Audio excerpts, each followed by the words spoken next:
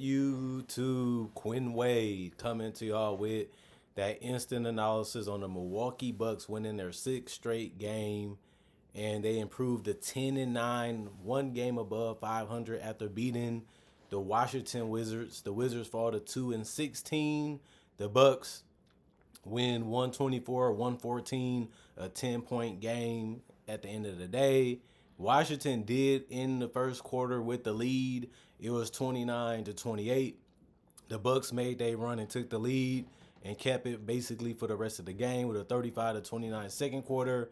In the second half, they continued dominating the game 29-28, and they also finished the fourth quarter 32-28. So the Bucks only really lost one quarter this entire game, showing you that they was the better team like we knew and what we thought, especially with Giannis being back and ready to go. And the Bucks are starting to get things figured out, and they starting to play a little bit better. Their defense still not where it needs to be. Their offense is still hit or miss sometimes, but against teams like the Wizards, they should look like the better team because they have the better players and they are coached a little bit better, in my personal opinion. And the results show for themselves. Alexandre Sarr, he's a center that struggles to score the basketball, which is unfortunate, but it's true. 7 points for him, -9 and +2 personal fouls, one block, one assist, two rebounds. Both of them was offensive rebounds. He played 36 minutes and only had 7 points and only had two rebounds and one assist and one block. You have to do more. You have to be contributing more if you want to stay in the league and you want to be a starter, especially, and if you want to be one of the best players. You can't really have performances like this because it makes it seem like you're a G League player and not an NBA player. But unfortunately, this is how he played tonight. 2 of 2 from the free throw line. He was 1 of 6 from 3. He took 8 shots and only made 2 within 36 minutes. You just can't have a game like that. Jonas Valanciunas is where they're going now for offense a lot in the paint.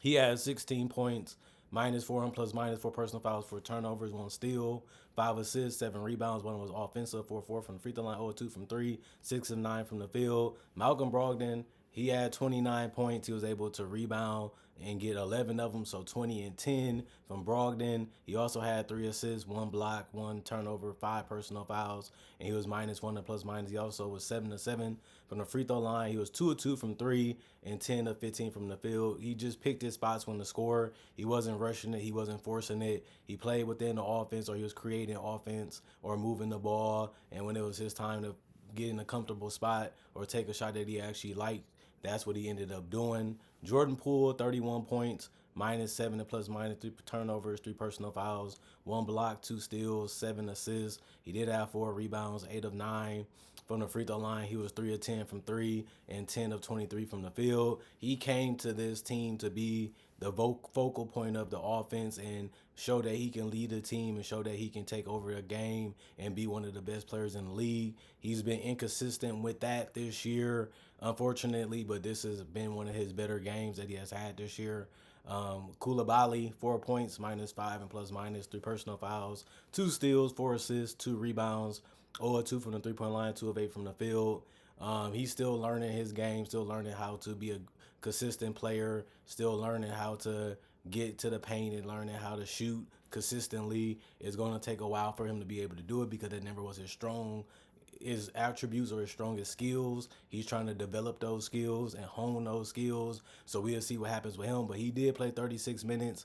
He did the 2 for 8, and he did the 0 of 2 from 3, and he only had 4 points, which was worse than Alexander Sarr. But it's just tough watching this team sometimes because they literally are that bad. Like Sarr and Koulibaly are still long, lanky, freak athleticism type of guys for their position, and they're very quick with their decision, but it still hasn't really resulted in great stats or efficient numbers.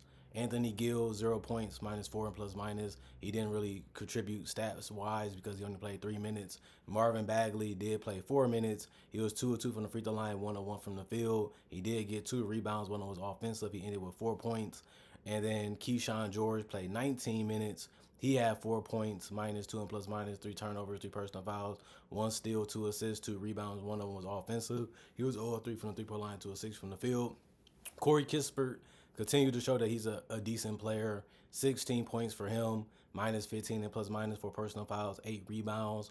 3 of them was offensive, 2 of 4 from the three-point line, 7 of 12 from the field.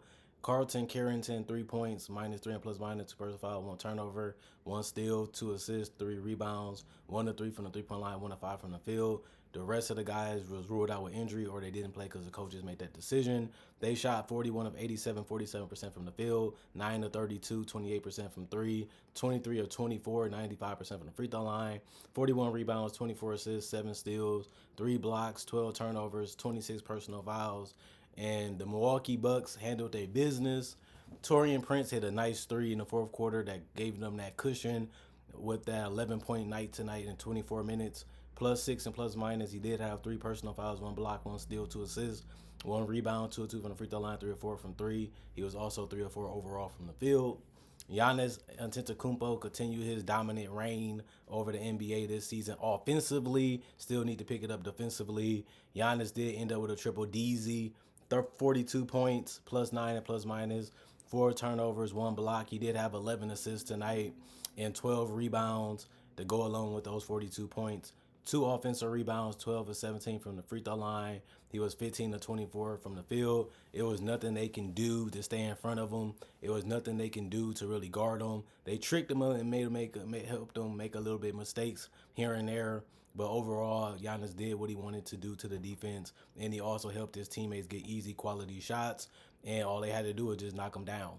Brook Lopez, 18 points, +6 and plus minus, 3 personal fouls, 1 turnover, 3 blocks, 3 assists, 4 of 10 from the 3 point line, 7 of 14 from the field. Just a great game from him. Overall, it was sad to see Brook Lopez be a 7-footer and play 35 minutes and not even grab 1 rebound the entire game. But he was able to pick up 3 assists. He was able to get 3 blocks, but he wasn't able to get even 1 rebound tonight. That's a funny stat, but you know, if you know, you know. Damian Lillard, 25 points, +12 and plus minus, 2 personal fouls, 2 turnovers, 1 block, 3 steals, 10 assists, so 20 and 10 for Dame. When Giannis and Dame is playing like this, the Bucks are a hard team to stop. 5 rebounds, 1 of was offensive, 4 of 4 from the free throw line, 5 of 9 from 3, 8 of 18 from the field. And Andre Jackson Jr., 2 points for him in 26 minutes, +2 and plus minus, 3 personal fouls, 3 turnovers, 9 rebounds, 6 of them was defensive, 3 of them was offensive. He was 0 of 3 from the 3 point line, 1 of 7 from the field. And Bobby Portis, 9 points, +5 and plus minus, 1 steal, 2 assists, 6 rebounds. 1 was offensive, 1 of 2 from the 3 point line, 4 of 6 from the field. DeLon Wright, 2 points, -2 and plus minus, 1 of 2 from the field. Gary Trent Jr. played 20 minutes. He finished with 2 points, +5 and plus minus, 1 turnover, 1 personal foul, 2 assists, 4 rebounds, or 1 from 3, 1 of 3 from the field. And AJ Green, 13 points. He was the only player to score double figures for the Bucks off the bench. +6 and plus minus. He did ended up fouling out with 6 personal fouls, 1 rebound, 1 assist, 2 of 2 from the free throw line, 3 of 6 from 3, 4 of 8 from the field. And I wanted to say Corey Crisper was the only player that scored double digits off the Wizards bench with 16. The Bucks, 44 of 86, 51% from the field as a team, 16 of 35, 45% from 3, 20 of 25, 80% from the free throw line, 38 rebounds, 31 assists, 5 steals, 6 blocks, and 11 turnovers and 18 personal fouls.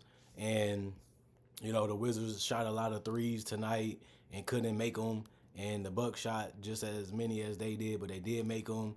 And although they both got to the free throw line about the same, they just couldn't stop Giannis and Dame from picking them apart and just outscoring them and out dominating them on the court today. They was the 2 best players on the court. They played like they should do more often. And when they do, they're going to be a tough team to beat, especially when they get Middleton back, especially when he knocks off the rust and gets his feel back. He's one of the toughest players to guard, and he also can play off the ball. And then Brook Lopez has been picking it up offensively, and he has been a little bit better defensively. And Giannis still looks a little lost out there defensively sometimes. He never really was like that unless you're talking about early in his career. He was always locked in and always focused. You see him kind of be a hit or miss defender sometimes.